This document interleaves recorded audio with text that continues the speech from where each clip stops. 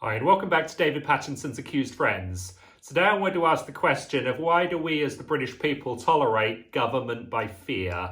You'll have seen throughout this health crisis how the government are determined to foment fear within the British population, and they can't get enough of imposing fear and scaremongering on society and on the general public. And I want to look back from a sort of a historical context. I mean, I was at university kind of in the era of Tony Blair, and I think this is kind of where it all started. We had the war on terror, and I think the British government's strategy of mitigating the threat of terror from Al-Qaeda was just to dramatically ramp up the threat of terror from the British government. And you might remember in the Blair years, we had the tanks at Heathrow Airport, we had the dossier, we had the wars in Afghanistan and Iraq. And Tony Blair said that, just do what he says and, we'll win the war on terror. But of course, the terror from the British people's point of view was really just beginning. And that led us into the Gordon Brown era, where he said we were facing the worst economic crisis since the Great Depression. He having been Chancellor for the last 10 years before that, obviously could never have anticipated that would be occurring. Never told us why we were facing that, but said, big government was the solution to the problem. And it kind of created this syndrome of, dramatic crash, dramatic overcorrection, and government coming out on the other side even bigger and more powerful than ever before. And, that led us into the David Cameron years.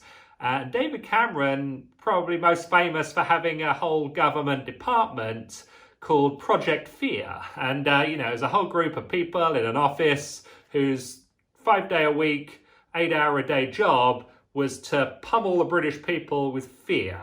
Over the Brexit, and say, if they voted for Brexit, the world would pretty much end. And, David Cameron, he loved this. He loved every Monday morning at the cabinet meeting, he'd ask Project Fear, how are we doing terrifying the British people? And they'd say, yeah, we're doing the best we can. We're going to be ramping up scaremongering and fear this week.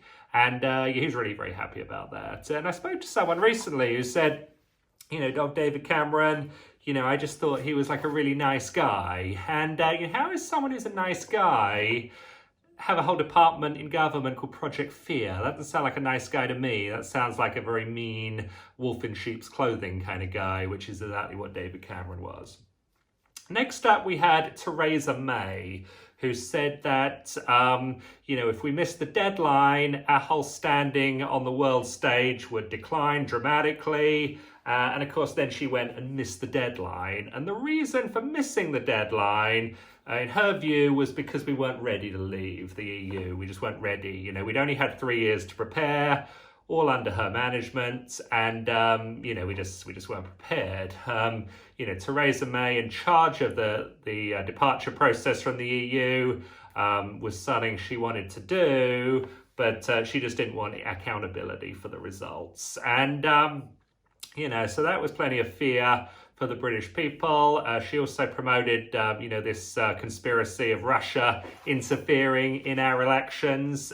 She obviously doing nothing to prevent that from happening, but wanted to use it to terrify the British people. The big bogeyman, invisible bogeyman, is a nice, fear-mongering tactic. And then also, of course, she absolutely loved and cheered on the outrageous scandal of Alison Saunders eliminating the, centuries-long innocent until proven guilty law, changing that to guilty until proven innocent. And, all the men that were jailed on false accusations, all under the leadership of, Theresa May and David Cameron. But Theresa May, loved it, loved talking up the Me Too movement. And, the auxiliary consequences of women not being hired, women not being spoken to in the workplace because men know they'll get fired if they do so, all kind of arose under Theresa May. So no fear there. But of course, none of these examples that I've given, could have prepared us for the fear-mongering of Boris Johnson, which is like a 24-hour-a-day operation. And we're kind of in this point of time now where we are sort of saying, we're trying to head off the second wave, on the one hand, but at the same time, we're saying the second wave is already here, and we're trying to lock down Leicester, and we're trying to lock down Blackburn, and we're trying to lock down Manchester, all to prevent a second wave. But of course, if we're saying the second wave's already here, what are we wasting our time preventing it for? Why don't we just, accept that it's here and just move on with our lives?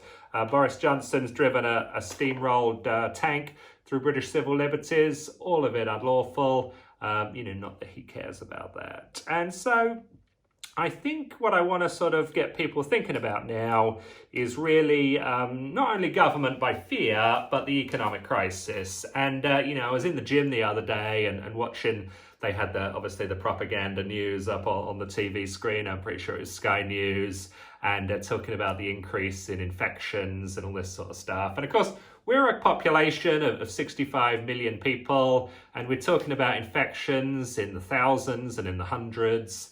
And, which means the tens of millions of people that are not infected, that are not, dying from the health crisis, but yet all the millions of people in our country are going to be affected by the economic crisis. It's a war on people's wealth, it's a war on people's savings, and it's a war on people's employment and livelihood. And, the reason the government want to distract from the economic crisis onto the health crisis is it absolves them of responsibility for creating a monetary system which is built on sand, and it also makes them the solution to the problem. We've got this big health crisis, the auxiliary consequence is the economic crash, not that we anything to do with us, and we need more big government to solve the problem. So it's fear-mongering of government leading to bigger government. And we used to have governments back in the old days. They'd get to a Monday morning cabinet meeting saying, let's avoid a crisis this week. Let's hope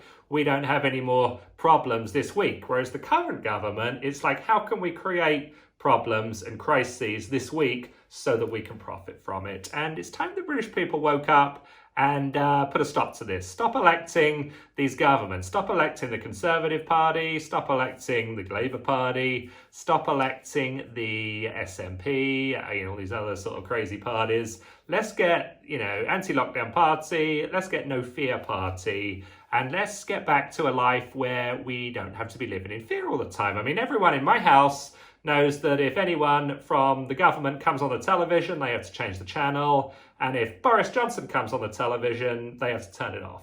And, we have all these apps on our phones, all these great apps that do all these things. Why don't we have apps from our television that can, stop us seeing anyone from the government speaking? I mean, when I was growing up, you only heard from someone from the government once in a blue moon. If there was sort of a major announcement or someone was being re-elected. Now we're hearing from people from the government every second of every minute of every hour of every day. Why can't we just be left alone to live in peace? We'd have far fewer problems, we'd have far more money, and we'd have far fewer crises. And so hopefully people can, be thinking about this and doing something about it. We need to put a stop to all this fear-mongering, and it's time for us, the British people, to be terrifying the government rather than the other way around, and let's terrifying them by cutting off their source of funding, cutting off their livelihoods, and, putting them out to pasture where they belong. So I hope you like this video. Please subscribe to the channel, and we'll talk to you soon.